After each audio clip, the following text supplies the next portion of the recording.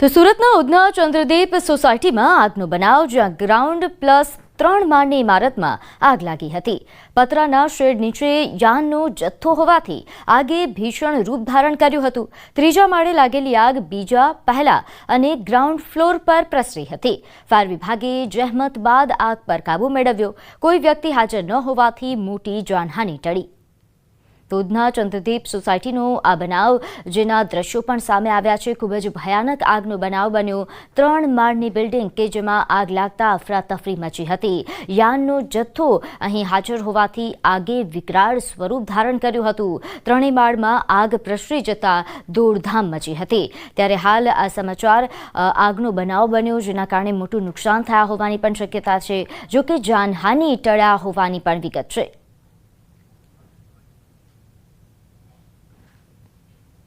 તો ભરૂચના નંદેલાવ ગામ પાસે આવેલા ખેતરમાં આગ લાગી. ખેતરમાં આગ લાગતા આજુબાજુના વિસ્તારમાં નાસ ભાગ મચી હતી. પાલિકાની ફાયરની ટીમ ઘટના સ્થળે પહોંચી અને આગ પર કાબૂ મેળવ્યો. ફટાકડાના કારણે આગ લાગ્યા હોવાનું અનુમાન સેવાઈ રહ્યું છે. તો ફટાકડાના કારણે આગ લાગતા અફરાતફરી મચી હતી. ભરૂચના દ્રશ્યો જુઓ છો, જ્યાં નંદેલાવ ગામ પાસે ખેતરમાં આગ લાગતા અફરાતફરી મચી હતી. આગ લાગતા જ નાસભાગ મચી. જોકે જાનહાનિના કોઈ સમાચાર નથી. આગ લાગતા જ અહીં ખેતરમાં રહેલો પાક બળીને ખાખ થયો હતો. ફાયરની ટીમ ઘટના સ્થળે પહોંચી હતી અને આગ પર કાબૂ મેળવી લેવામાં આવ્યો છે. તો ફટાકડાના કારણે આ આગ લાગ્યા હોવાનું અનુમાન લગાવવામાં આવી રહ્યું છે. દિવાળી સમયે શહેરમાં અલગ અલગ વિસ્તારમાં આગ લાગવાની ઘટના સામે આવી છે. અમદાવાદના આઈપી મિશન સ્કૂલ પાસે આગનો બનાવ. ફૂટપાથ પર ફટાકડા વેચી રહ્યા હતા અને તે સ્થળ પર આગ લાગી હતી. આગ પર કાબૂ મેળવવામાં આવ્યો. ઘટનામાં હાલ કોઈ જાનહાનિના સમાચાર નથી. તો દિવાળીના દિવસે જ આગનો આ બનાવ સામે આવ્યો છે. અમદાવાદના આઈપી મિશન સ્કૂલ નજીક આગનો આ બનાવ બન્યો હતો. જોકે આ આગના બનાવમાં સદનસીબે કોઈ જાનહાનિ નથી. ફૂટપાથ પર ફટાકડા વેચતા હતા અને તે સમયે જ આગનો આ બનાવ બન્યો. આગ લાગતા જ અફરાતફરી મચી હતી, કારણ કે ફટાકડા જ્યાં વેચાતા હતા ત્યાં જ આગ લાગી હતી. તો ભરૂચમાં મસ્જિદના ધાબા પર ભીષણ આગ લાગી. 4 રસ્તા પર આવેલી ગોલવાડ મસ્જિદના ધાબા પર આગ ભભૂકી. મસ્જિદના ધાબા પર મૂકવામાં આવેલા સામાનોમાં ભીષણ આગ લાગી. આગ લાગતા સ્થાનિકોમાં નાસભાગ મચી. સદનસીબે આગમાં કોઈ જાનહાનિ થઈ નથી. પાલિકાની ફાયરની ટીમ ઘટના સ્થળે પહોંચી અને સ્થાનિકોની મદદથી આગ પર કાબૂ મેળવ્યો. તો ધાબા પર મૂકેલ સામાનમાં વિકરાળ આગ લાગી હતી. મસ્જિદના ધાબા પર ભીષણ આગનું આ બનાવ સામે આવ્યો છે. ધાબા પર મૂકેલા તમામ સામાન એ બળીને ખાખ થયો. ફાયર બ્રિગેડને જાણ કરવામાં આવતા જ ટીમ ઘટના સ્થળે પહોંચી હતી અને આગ પર કાબૂ મેળવાયો.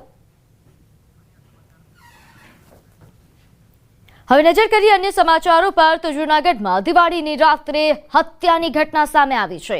ફટાકડા ફોડવા જેવી બાબતે બોલાચાલી બાદ હત્યા થઈ. મધુરમ ચોકડી નજીક અમૂલ કોમ્પ્લેક્સ પાસેની ઘટના, જ્યાં ફટાકડા ફેંકવાની ના કહેતા મારામારી સર્જાઈ. મહિલા સહિત 5 શખ્સોએ 3 યુવક પર હુમલો કર્યો, જેમાં એકનું મોત થયું તો 2 ઇજાગ્રસ્ત થયા. પોલીસે હાલ તપાસ હાથ ધરી છે.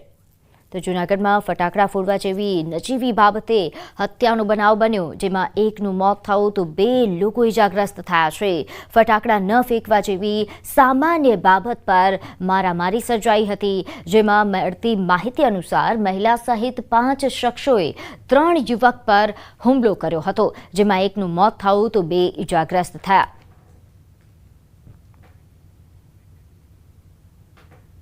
તો દિવાળીની રાત્રે જ રંગીલું રાજકોટ રક્ત રંજિત બન્યું. અહીં ફરી એકવાર હત્યાનો બનાવ સામે આવ્યો છે. આ ઉપરાંત રાજકોટમાં આપને જણાવી દઈએ કે આ પહેલા પણ આગનો બનાવ સામે આવ્યો હતો.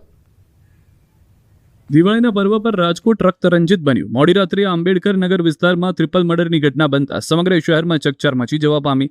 રવિવારે મોડી રાત્રે જૂથ અથડામણ થઈ હતી. વાહન અડી જવા બાબતે સામાન્ય બોલાચાલીમાં ખૂની ખેલ ખેલાયો હતો. જૂથ અથડામણમાં 2 સગા ભાઈઓ મોત નિપજ્યા છે, જ્યારે સામા પક્ષે એક વ્યક્તિની હત્યા કરાઈ છે. સામાન્ય બાબતે ગંભીર રૂપ ધારણ કર્યું અને જોતજોતામાં સમગ્ર ઘટના જૂથ અથડામણમાં ફેરવાઈ. આ ઘટનામાં સુરેશ પરમાર અને વિજય પરમાર નામના 2 સગા ભાઈઓના મોત થયા. સામા પક્ષે અરુણ બારોટ નામના વ્યક્તિની હત્યા કરાઈ છે, જ્યારે એક મહિલા સહિત 3 વ્યક્તિઓ સારવાર હેઠળ છે. હત્યા દારૂની બાતમી આપ્યાની આશંકાએ કરી હોવાની પણ ચર્ચા છે. મૃતકોના પિતાએ જણાવ્યું કે પોલીસ વિસ્તારમાં ચાલતા દારૂના હાટડા બંધ કરાવે. સુરેશ પરમાર અને વિજય પરમાર બંને છૂટક મજૂરી કરતા હતા, જ્યારે અરુણ બારોટ વિરુદ્ધ અગાઉ ગુના નોંધાયા હોવાનું પણ સામે આવ્યું છે. અરુણ બારોટ અને ટોળકી દ્વારા ધોકા, પાઇપ અને ધારિયા જેવા હથિયારો વડે હુમલો કરવામાં આવ્યો હતો, જ્યારે ટ્રિપલ મર્ડરની ઘટનાને પગલે પોલીસ પણ દોડતી થઈ હતી. ઘટનાની જાણ થતાં ઉચ્ચ અધિકારીઓ ઘટના સ્થળે દોડી ગયા હતા. માલવીયાનગર પોલીસ સ્ટેશન ખાતે ફરિયાદ નોંધવા સહિતની કામગીરી હાથ ધરાઈ છે. રાજકોટ બાદ અમદાવાદમાં ફક્ત 24 કલાકમાં 3 હત્યાથી હાહાકાર મચી ગયો. તહેવારો સમેત ગુજરાતમાં 24 કલાકમાં બે મોટા શહેરમાં 6 હત્યાના બનાવથી ચકચાર મચી ગઈ છે. અમદાવાદ અને રાજકોટમાં જ ફક્ત 24 દિવસમાં 3 હત્યાઓ થઈ, જે બાદ પોલીસની કામગીરી અને પેટ્રોલિંગ પર સવાલ ઊભા થઈ રહ્યા છે. તેમાં પણ અમદાવાદમાં ફક્ત 24 કલાકમાં જ 3 હત્યાથી પોલીસ દોડતી થઈ. શહેરના રાણીપ વિસ્તારમાં ખુદ પિતાએ જ પુત્રનું ઢીમ ઢાળી દીધું. ભાઈલાલભાઈ ગોહિલ નામના વૃદ્ધ વ્યક્તિએ પોતાના પુત્ર જયેશકુમાર ભાઈલાલભાઈ ગોહિલની હત્યા કરી નાખી. મૃતક સૂઈ રહ્યો હતો તે સમયે ખુદ પિતાએ જ ધારિયા વડે હુમલો કરી હત્યા કરી હોવાનું સામે આવ્યું. મૃતક પુત્ર દારૂ પીવાની ટેવ ધરાવતો હતો અને કંઈ કામ ધંધો કરતો નહોતો અને પિતાને અવારનવાર હેરાન કરતો હતો, જેથી કંટાળીને પિતાએ પુત્રની હત્યા કરી દીધી. મૃતકને 2 બાળકો છે અને તેની પત્ની છેલ્લા 1 વર્ષથી રિસાઈને પિયરમાં જતી રહી હતી. તો શહેરના અસલાલીમાં લૂંટ વિથ મર્ડરનો બનાવ બન્યો છે. મહિડા ગામમાં વૃદ્ધની દાગીનાની લૂંટ બાદ હત્યા કરાઈ. વૃદ્ધો કચરો વીણવા ઘરેથી નીકળ્યા હતા અને સાંજે ઘરે પરત ન આવતા તપાસ કરતા મૃતદેહ મળ્યો. વૃદ્ધાના શરીરથી 1.11 લાખના મુદ્દામાલની લૂંટ કરી હત્યા કરાઈ હતી. તો આ તરફ અમરાઈવાડીમાં આડા સંબંધની શંકામાં પતિએ એક વ્યક્તિની હત્યા કરી. તો અમદાવાદમાં આડા સંબંધની શંકામાં એક વ્યક્તિની છરીના ઘા મારી હત્યા થઈ. અમદાવાદના અમરાઈવાડીમાં ગોપાલ નામના એક યુવકની ઘાતકી હત્યા થઈ. અનૈતિક સંબંધોની શંકામાં હત્યાની પોલીસને શંકા છે. પત્નીને પરપુરુષ સાથે જોઈ જતા વિનોદ મલ્હા નામના શખ્સે છરીના 2 ઘા મારી યુવકને મોતને ઘાટ ઉતારી દીધો. ન્યૂ ભવાનીનગરમાં રહેતી મોનિકા વાલજી રાઠોડે વિનોદ મલ્હા વિરુદ્ધ હત્યાની ફરિયાદ કરી. મોનિકા ઘરકામ કરે છે અને તેના માતા પિતા ભાઈ ગોપાલ સાથે રહે છે. ગોપાલ મણિનગર ખાતે AFCમાં મેનેજર તરીકે નોકરી કરે છે. ગઈકાલે ગોપાલની વિનોદ મલ્હા નામના યુવકે ઘાતકી હત્યા કરી નાખી હતી. ગોપાલ જ્યાં નોકરી કરે છે ત્યાં અમરાઈવાડી વિસ્તારમાં રહેતી નેહા મલ્હા પણ નોકરી કરે છે. ગોપાલ અને નેહા સારા મિત્રો હતા, જેના કારણે વિનોદના મનમાં અનેક શંકા ઊભી થઈ હતી. નેહા અને ગોપાલ બેસીને વાતો કરી રહ્યા હતા ત્યારે એકાએક વિનોદ આવી ગયો હતો. પત્નીને પરપુરુષ સાથે જોતાની સાથે જ વિનોદ ગુસ્સે ભરાયો. વિનોદે કોઈ પણ ચર્ચા કર્યા વગર ગોપાલ સાથે મારઝૂડ કરવાની શરૂ કરી દીધી હતી. નેહાએ વિનોદને રોકવાનો પ્રયાસ કર્યો, પરંતુ તે એટલો ગુસ્સામાં હતો કે તેણે કંટ્રોલ કરવો મુશ્કેલ હતો. વિનોદ પત્નીને પરપુરુષ સાથે જોતાની સાથે જ આવેશમાં આવી ગયો અને તરત જ દોડીને રસોડામાંથી છરી લઈને આવી ગયો. ગોપાલ કંઈ પણ વિચારે તે પહેલા વિનોદ તેના ઉપર છરીના ઘા ઝીકી દીધા. તો રાજકોટમાં 15 કલાકમાં 4 વ્યક્તિઓની હત્યાથી હાહાકાર મચ્યો. રાજકોટના પ્રદ્યુમનનગર પોલીસ સ્ટેશન વિસ્તારના CLF ક્વાર્ટરમાં 30 વર્ષીય યુવકની છરીના ઘા ઝૂકી હત્યા થઈ. યુવકનું કમલ મુડિયા હોવાનું ખુલ્યું છે. આ ઉપરાંત સમગ્ર મામલાની જાણ થતાં DCP ક્રાઇમ સહિતના ઉચ્ચ અધિકારીઓએ ઘટના સ્થળે પહોંચી આરોપીને ઝડપી લેવા કવાયત હાથ ધરી. ત્યારે હાલ તો તહેવારો પર શહેરમાં ગુનાખોરી વધતા દિવાળીનો તહેવાર એ લોહિયાળ બન્યો. જામ ટાવર ચોક પાસે એક હત્યાનો બનાવ બન્યો છે, જેમાં કમલ બિપિનભાઈ મુલિયાણા કરીને વ્યક્તિ છે, એની કોઈ અજાણ્યા શખ્સોએ છરી મારી અને હત્યા કરવાનું ધ્યાને આવેલું છે. અમારી તમામ ટીમ તાત્કાલિક સ્થળે પહોંચી ગઈ છે અને જે આરોપીઓ છે એને પકડવા માટે લોકલ પોલીસ સ્ટેશન, LCB, DCBની ટીમો કાર્યરત છે. તો નવસારીમાં ફટાકડા મામલે ભાજપ અને કોંગ્રેસ સામસામે. વાંસદાના ઉનાઈ ગામે ફટાકડાની દુકાન બંધ કરાવવા ધારાસભ્ય અનંત પટેલ રસ્તા પર ઉતર્યા હતા. કોંગ્રેસ ધારાસભ્ય અનંત પટેલનો અપશબ્દો તેમજ બીભત્સ ઇશારો કરતો વિડીયો વાયરલ થયો છે. વાયરલ વિડીયો મામલે ભાજપે પ્રતિક્રિયા આપી. પ્રદેશ ભાજપના આદિજાતિ મોરચાના મહામંત્રી પિયુષ પટેલે કહ્યું કે દિવાળી સમયે સામાન્ય લોકોને ધંધા રોજગાર માટે મદદ કરવી જોઈએ, નહીં કે ધંધા બંધ કરાવવા જોઈએ. જો તમે ધારાસભ્ય છો તો તમે તમારી ગ્રાન્ટમાંથી એક ફાયર ફાઇટર કેમ નથી લાવી આપતા?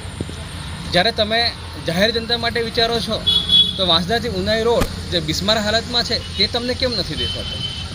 જ્યારે સામાન્ય ઘરના લોકો રોજગારી માટે કોઈ ધંધો કરે છે ત્યારે તમારા જેવા ધારાસભ્ય કક્ષાના માણસે એવા લોકોને મદદ કરવી જોઈએ, નહીં કે એવા ધંધા બંધ કરવા જોઈએ. આજે તમારા કારણે નહીં માત્ર ઉનાઈ ગામમાં પણ આખા વાંસદા તાલુકામાં તમામ લોકો ધંધો નથી કરી શકતા, તો તેનું એકમાત્ર કારણ છે વાંસદાના ધારાસભ્ય. ગાંધીનગરમાં હિટ એન્ડ રનનો બનાવ. અકસ્માત સર્જનાર દારૂ પીધેલી હાલતમાં હોવાનો આક્ષેપ છે. ભોગ બનનાર રાહુલ મુલચંદાણીએ ગંભીર આરોપ લગાવ્યા. કારની સ્પીડ 120થી વધુની હોવાનો આક્ષેપ. કારમાંથી રાકેશ રાય નામની વ્યક્તિનું આઈ કાર્ડ મળી આવ્યું. કોઈ મહિલાએ પોલીસ સમક્ષ અકસ્માત પોતે કર્યાનું કબૂલ્યું છે. અકસ્માત સર્જનાર પુરુષ જ હોવાનો દાવો થઈ રહ્યો છે. એનઆઈએફટીના સિક્યોરિટી ગાર્ડે પણ કહ્યું કે કાર ચાલક પુરુષ હતો. TCSના સીસીટીવી પોલીસ ચેક કરે તો હકીકત સામે આવે એમ છે.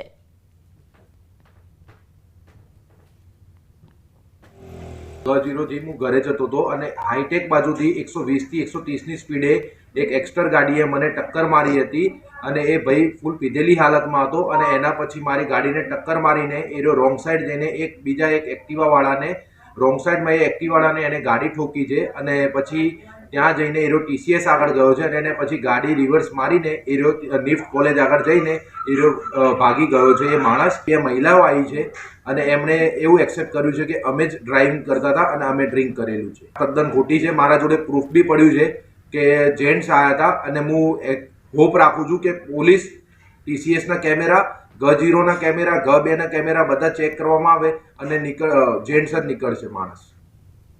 અમદાવાદના સરખેજમાં 15 વર્ષની સગી